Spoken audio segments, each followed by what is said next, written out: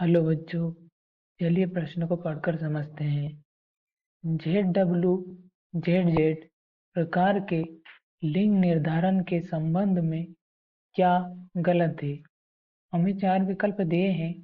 ए, यह पक्षियों और कुछ सरीसृपों में होता है। बी, मादाएं समयुग्मजी और नर विषमयुग्मजी होते हैं। सी, संततियों में 1:1 लिंग अनुपात उत्पन्न होता है। डी, उपरोक्त सभी। मुख्य अवधारणा। हम पहले प्रश्न की मुख्य अवधारणा देख लेते हैं। हमारे प्रश्न की मुख्य अवधारणा है, हमें बताना है कि जो ZW और ZZ प्रकार का लिंग निर्धारण है यानी सेक्स डिटर्मिनेशन है, इसके संबंध में कौन सा गलत है? जो कि हमें विकल्प में दिए हैं, उनमें से हमें गलत विकल्प के बारे में बताना है। ZW और ZZ प्रकार का लिंग निर्धारण पक्षियों में पाया जाता है। साथ ही साथ यह कुछ सरीसृपों में भी होता है। जो कि ZW और ZZ प्रकार का लिंग निर्धारण है। इसमें पक्षियों या सरीसृपों की मादाएं जो होती हैं, उनमें जो युग्मज होते हैं वह ZW प्रकार के होते हैं। ZW यानी दोनों ही युग्मक अलग अलग होते हैं, इसलिए इसे विषम युग्मजी कहते हैं। विषम युग्मजी कहते हैं। और इनके जो नर होते हैं उनमें जो युग्मक होते हैं वह ZZ प्रकार के होते हैं, जो कि समान होते हैं।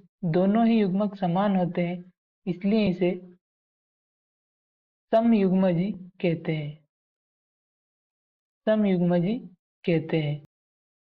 यानी कि इसमें नर जो होते हैं वह समयुग्मजी और मादाएं जो होती हैं वह विषमयुग्मजी होती है।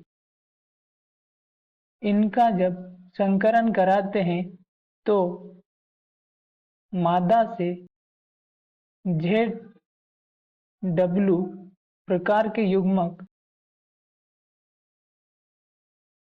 जबकि बात करें हम नर की, तो नर में ZZ प्रकार के युग्मक होते हैं। ये अपनी अपनी ओर से आए युग्मज में जाते हैं और ZZ और ZW तथा अगली संतति में ZZ और ZW प्रकार के युग्मज या संतति बनाते हैं। इससे जो नर और मादा का हमें अनुपात प्राप्त होता है वह 1:1 प्राप्त होता है। तो हमें जो प्रश्न में पूछा गया था कि ZW और ZZ प्रकार के लिंग निर्धारण के संबंध में क्या गलत है, इसके लिए हमें चार विकल्प दिए हैं। पहला, ए, यह पक्षियों और कुछ सरीसृपों में होता है, यह कथन सत्य है।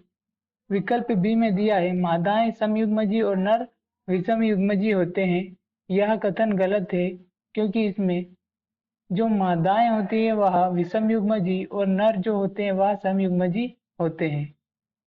विकल्प सी में हमें दिया है, संततियों में 1:1 लिंग अनुपात उत्पन्न होता है, यह कथन भी सत्य है।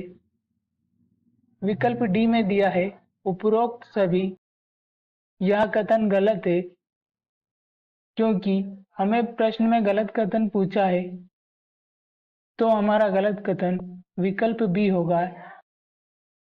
अतः यही हमारे प्रश्न का सही उत्तर होगा। आशा करता हूँ आपको हमारा उत्तर समझ में आया होगा। धन्यवाद।